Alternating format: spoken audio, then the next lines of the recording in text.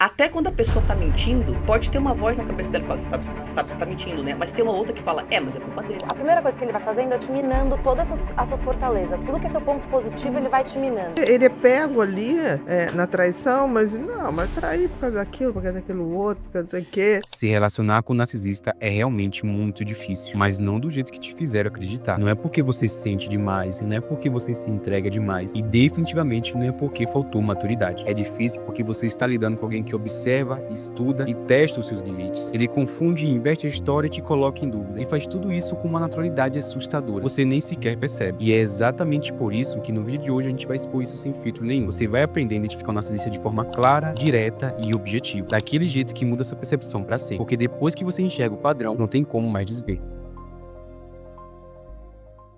Começa com o que eles chamam de bombardeio de amor. Exatamente. Ou love bombing. E o negócio sobre o love bombing é assim. A pessoa vai te dar muita atenção. Quem não quer atenção?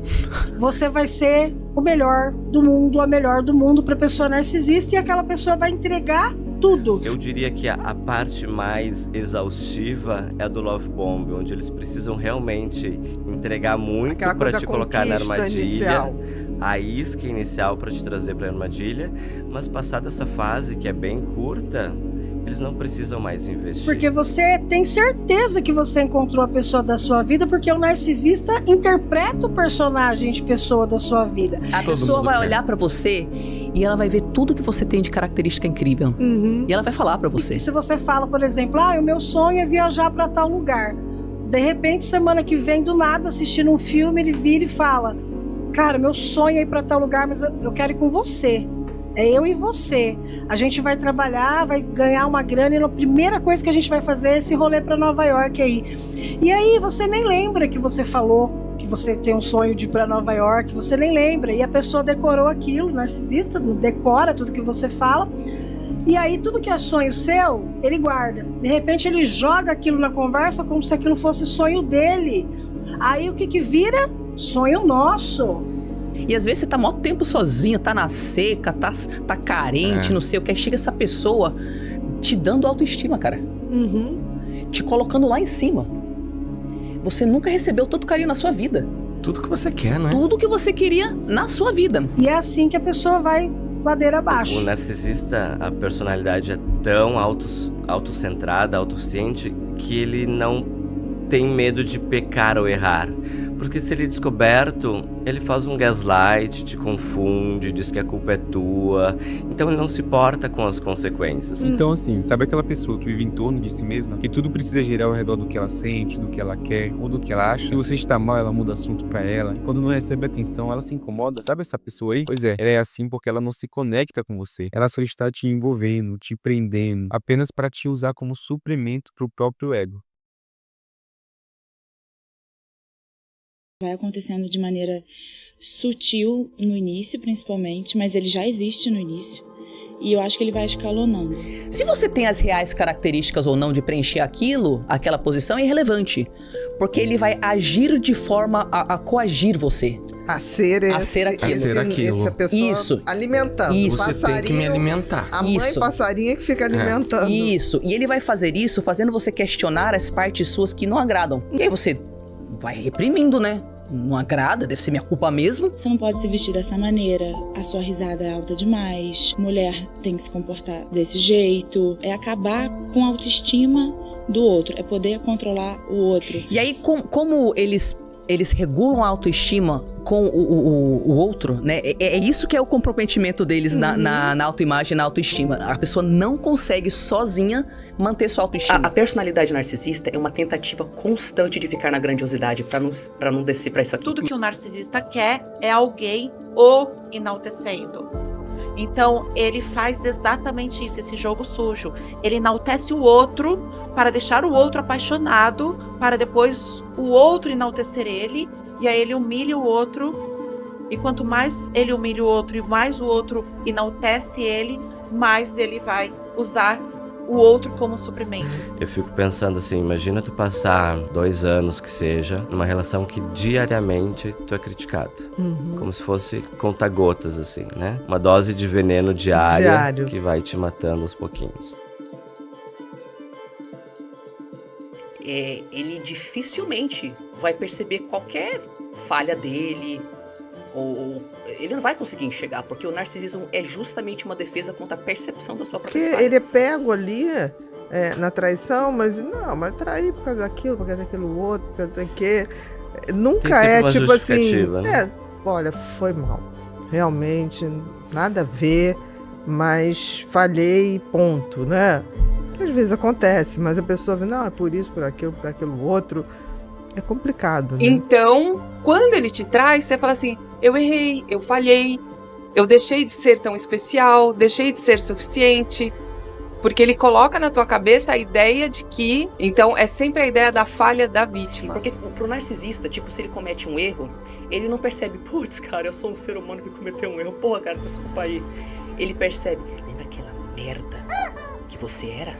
Aquele lixo que você sabe que você é desde criança, que ninguém gosta, aquele pedaço de cocô desprezível. E não é, né, tipo, ai, Tariana, você cometeu um erro. Putz, cara, desculpa aí. Não tem isso, ele vai pra aquele lugar. É porque o cérebro do narcisista, ele se enche, ele precisa estar certo para se colocar acima, para ser validado, para ser reconhecido. Então ele é tomado pela razão. Então ele acha que ele sabe tudo e os outros estão sempre errados. Ele, por causa do funcionamento dele de não assumir erros, né? Ele vai deixando um longo rastro de relações destruídas, porque tu sabe como é que é lidar com uma pessoa que nunca tá errada, né? Não. Ela legitimamente não acha que ela tá errada.